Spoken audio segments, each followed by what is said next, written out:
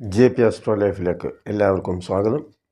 ഇന്ന് പഞ്ചമഹാപുരുഷ യോഗത്തിൽ ബുധനെ കൊണ്ട് ചിന്തിക്കുന്ന ഭദ്രയോഗത്തിൻ്റെ ഗുണങ്ങളെ സംബന്ധിച്ചും അതിൻ്റെ സവിശേഷമായ അനുഭവങ്ങളെ സംബന്ധിച്ചും നിങ്ങളുമായി പങ്കുവയ്ക്കാണ്. നമുക്ക് വീഡിയോയിലേക്ക് കടക്കാം. ബുധൻ ലഗ്നത്തിൻ്റെ കേന്ദ്ര രാശിയിൽ വരിക എന്നുള്ളതാണ് അതിൻ്റെ ഒരു കാര്യം.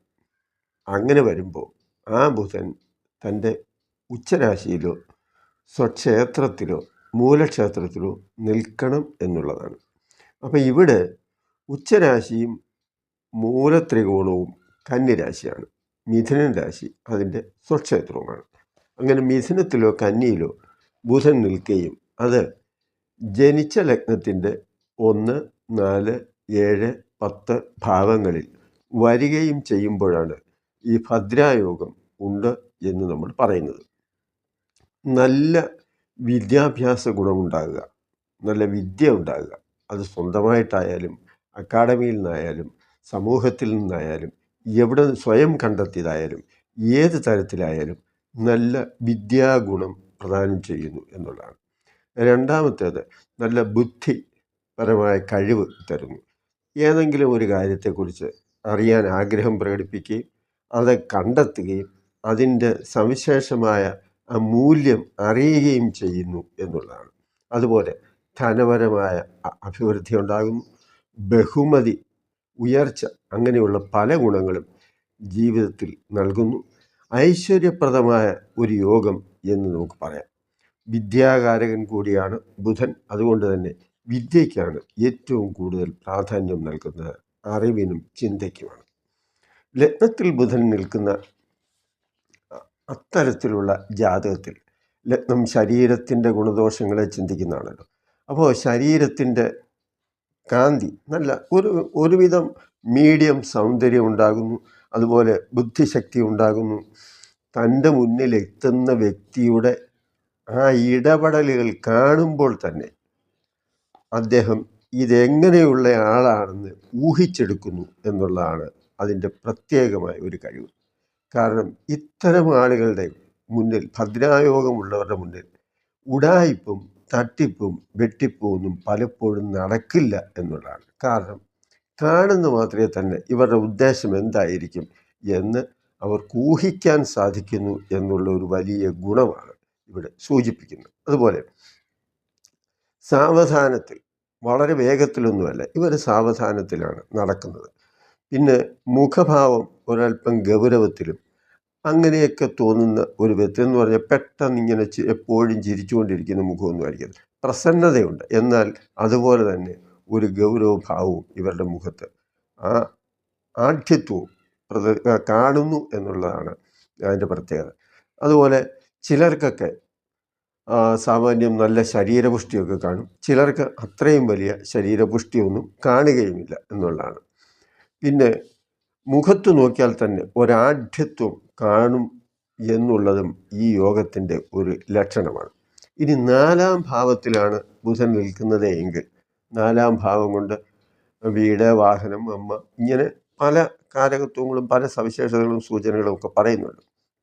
അപ്പോൾ 4-ാം ഭാവം വിദ്യാകാരകൻ, വിദ്യയ്ക്കൂടെ സ്ഥാനമുള്ള ഒരു ഭാവമായതുകൊണ്ട് തന്നെ നല്ല അറിവുള്ള വ്യക്തിയായിരിക്കും എന്നുള്ളതാണ്. ശാസ്ത്ര സംബന്ധമായ വിജ്ഞാനം, അതുപോലെ മാത്തമാറ്റിക്സ്, കണക്ക്, ജീവിതത്തിൻ്റെ കണക്കും അതുപോലെ തന്നെ മാത്തമാറ്റിക്സ് എന്ന വിഷയത്തോടും താല്പര്യമുണ്ടാകുന്നു, ഗ്രന്ഥങ്ങളോട് താല്പര്യമുണ്ടാകുന്നു, പഠിക്കാനുള്ള ഒരു താല്പര്യം വരുന്നു. ഇതെല്ലാം ഇതിനകത്തുണ്ടാകുന്ന കാര്യങ്ങളാണ്. സർക്കാർ തലത്തിൽ ഉന്നത പദവിയിൽ വഹിക്കാൻ ഇടവരുന്ന സാഹചര്യവും ഇത്തരക്കാർക്ക് ഉണ്ടാകുന്നുണ്ട് എന്നുള്ളതാണ്. വീട്, വാഹനം എന്നിവയെല്ലാം ഉണ്ടാകുന്നു. മാതാവിനെ സ്നേഹിക്കുന്ന വ്യക്തി ആയാലും മാതൃഗുണം ഇവർക്ക് കാര്യമായി ലഭിക്കാറില്ല എന്നുള്ളതാണ്. അഥവാ മാതാവുമായി ഒത്തുള്ള ജീവിതം, ഈ മാതാവുമായിട്ട് എന്തെങ്കിലും പ്രശ്നമുണ്ട് എന്നുള്ളതല്ല, അമ്മയോടൊപ്പം കൂടുതൽ കാലം ജീവിക്കാനോ അല്ലെങ്കിൽ ആ ഒരു സുഖം അനുഭവിക്കാനോ ഉള്ള സാധ്യതയൊക്കെ കുറവായിരിക്കും. അത്തരത്തിലാണ് മാതാവിനെക്കുറിച്ച് പറയുന്നത്. വീട്, വാഹനം, ഭൂമി, ഇങ്ങനെയുള്ള സാധനങ്ങളെല്ലാം ഇവർക്ക് ഇവരുടെ ആവശ്യത്തിനനുസരിച്ച് ലഭിക്കുന്നു എന്നുള്ളതാണ്. കാരണം 4-ാം ഭാവം വീടും വാഹനവും യാത്രയും എല്ലാം ബന്ധപ്പെട്ട വിഷയങ്ങളാണ്. അതുപോലെ സ്കൂൾ, കോളേജ് തുടങ്ങിയ വിദ്യാഭ്യാസ സ്ഥാപനങ്ങളിൽ നിന്നുള്ള അറിവും 4-ാം ഭാവത്തെ സൂചിപ്പിക്കുന്നതാണ്. അപ്പോൾ വിദ്യ ഏത് രീതിയിലൊക്കെ കണ്ടെത്താമോ അത്തരത്തിലൊക്കെ ഉള്ള ഒരു താല്പര്യം ഉണ്ടാകുന്നു എന്ന് പറഞ്ഞാൽ പഠിക്കാൻ കുറച്ച് ഭേദമായിരിക്കും, നല്ല ബുദ്ധി ഉണ്ടായിരിക്കും, പഠിക്കണമെന്നുള്ള താല്പര്യം വരും. ഇതെല്ലാം ഈ ബുധൻ്റെ പ്രത്യേകതയാണ്. 7-ലാണ് ബുധൻ നിൽക്കുന്നത് എങ്കിൽ മാന്യമായ വേഷവിധാനത്തോടു കൂടി നടക്കുക എന്നുള്ളതാണ്. ഈ മാന്യത എന്ന് പറയുന്നത് ഉന്നതമായ വില കൂടിയ വസ്ത്രധാരണമെന്നല്ല, ആര് കണ്ടാലും മോശമല്ലാത്ത രീതിയിലുള്ള ആ നടപ്പും ചിട്ടയും ഒക്കെ കാണും. ചില അധ്യാപകരെ നമ്മൾ കണ്ടിട്ടില്ലേ, അതുപോലെ തന്നെ സ്ത്രീകൾക്ക് നല്ല മതിപ്പും ബഹുമാനവും ഉണ്ടാകുന്ന ഒരു പ്രകൃതവും ആയിരിക്കാം ഈ ബുധനെ സംബന്ധിച്ച് പറയുമ്പോൾ. വിവാഹം മൂലം ധനലാഭം സിദ്ധിക്കുകയും സുന്ദരിയും ധനികയുമായ പങ്കാളിയെ ലഭിക്കുകയും ചെയ്യും. കാരണം 7-ാം ഭാവം മാർഗസ്ഥാനവും പങ്കാളിയും ഒക്കെയാണല്ലോ. 7-ൽ ബുധൻ തനിച്ച് നിൽക്കുന്നത് ചില വിഷമതയ്ക്കും കാരണമാകാറുണ്ട് എന്ന് സൂചിപ്പിക്കുന്നുണ്ട്. അതുപോലെ വിദ്യാഭ്യാസപരമായി ഏതെങ്കിലും വിഷയത്തിൽ കൂടുതൽ അറിയാനും വേണ്ടി എത്ര കഷ്ടത സഹിച്ചായാലും ഇവർ പഠിക്കുകയും പരിശ്രമിക്കുകയും ചെയ്യുന്നു എന്നുള്ളതും ഒരു പ്രത്യേകമായ കാര്യമാണ്. ഈ ബുധനെ സംബന്ധിച്ചല്ലെങ്കിലും ഞാൻ ഒരു ഉദാഹരണം പറയാം. യേശുദാസ് പറഞ്ഞിട്ടുള്ള പല കാര്യവും, നമ്മുടെ ഗാനഗന്ധർവൻ യേശുദാസിൻ്റെ ചെറുപ്പകാലവും അദ്ദേഹം സംഗീതം പഠിക്കാനായി പോയപ്പോൾ കഷ്ടപ്പെട്ട കാര്യങ്ങളുമൊക്കെ യൂട്യൂബിൽ നിന്നും അതുപോലെ സോഷ്യൽ മീഡിയയിൽ നിന്നും ഒക്കെ എനിക്ക് ഒരിക്കൽ കാണാനും അറിയാനും ഒക്കെ സാധിച്ചു. അപ്പം അദ്ദേഹം എന്തുമാത്രം കഷ്ടപ്പെട്ടു എന്നുള്ളത് നമ്മൾ കാണുമ്പോൾ ഒരുപാട് ഓരോ ദിവസവും ഓരോ ഷർട്ട് ഇടാനില്ലാതിരുന്നപ്പോൾ വെള്ള ഷർട്ട് ഒരെണ്ണം ദിവസവും കഴുകിക്കൊണ്ട് പിന്നെ വെള്ള മാത്രം ഉപയോഗിച്ച കാര്യം, അതുപോലെ താമസിക്കാനുള്ള സൗകര്യമില്ലാതെ വന്ന് ഒരു അധ്യാപകൻ്റെ കാർ ഷെഡിൽ താമസിച്ച കാര്യങ്ങളുമൊക്കെ ഇങ്ങനെ കേട്ടിട്ടുണ്ട്. ഇതൊക്കെ എന്തായാലും ശരിയായിരിക്കും എന്നുള്ളതാണ്. അപ്പം അറിയാൻ വേണ്ടിയും പഠിക്കാൻ വേണ്ടിയും എന്തുമാത്രം കഷ്ടത അനുഭവിക്കാനും ചിലർക്കൊക്കെ താല്പര്യമുണ്ട്. ഇത് ബുധൻ്റെ കാര്യമാണ്. എങ്കിലും പഠിക്കണം എന്നുള്ള ഒരു താല്പര്യവും അതിലെ കഷ്ടത ഒരു പ്രശ്നമല്ല എന്നുള്ള ഒരു വിഷയവും ഇവരെ സംബന്ധിച്ചിടത്തോളം ഉണ്ടാകും എന്നത് സൂചിപ്പിക്കാൻ വേണ്ടിയാണ് ഞാൻ പറഞ്ഞത്. 2-ാം ഭാവത്തിൽ ശുഭദൃഷ്ടിയോ ശുഭമധ്യസ്ഥതയോ വന്നാൽ എല്ലാവിധമായ അറിവും നേടാനുള്ള കഴിവിനോടൊപ്പം തന്നെ ധനപരമായ ഒരു പുരോഗതിയും സിദ്ധിക്കുന്നു എന്നുള്ളതാണ്. 2-ാം ഭാവം കൊണ്ട് അത് വിദ്യ മാത്രമല്ല ധനവും കുടുംബവും ഒക്കെ വരുന്നുണ്ടല്ലോ. 5-ാം ഭാവത്തിന് ശുഭയോഗ ദൃഷ്ടി വന്നാൽ എന്ത് കാര്യവും പഠിക്കാനും മനസ്സിലാക്കാനുമുള്ള ബുദ്ധി ശക്തി ഇവർക്ക് ലഭിക്കുന്നു എന്നുള്ളതാണ്. 5-ാം ഭാവം ബുദ്ധിയുടെയും ഒരു ഭാവം കൂടിയാണ്. 9-ാം ഭാവമാണെങ്കിൽ ശുഭയോഗ ദൃഷ്ടി ഉള്ളതിനാൽ ഉന്നത വിദ്യാഭ്യാസം ഉള്ള വ്യക്തിയായിരിക്കും. അതായത് ഈ ഓരോ ഭാവത്തിനും ശുഭയോഗ ദൃഷ്ടി, അതാണ് ഉദ്ദേശിച്ചത്, അല്ലാതെ ബുധൻ നിൽക്കുന്നു എന്ന് ധരിക്കരുത്. അപ്പോൾ 9-ാം ഭാവത്തിൽ ശുഭയോഗ ദൃഷ്ടി വന്നാലും ഉന്നത വിദ്യാഭ്യാസം, ഉപരിപഠനം എന്നുള്ളതാണ്, അതും സാധ്യതയുണ്ട്, അങ്ങനെയും ഗുണം ലഭിക്കുന്നു എന്നാണ്.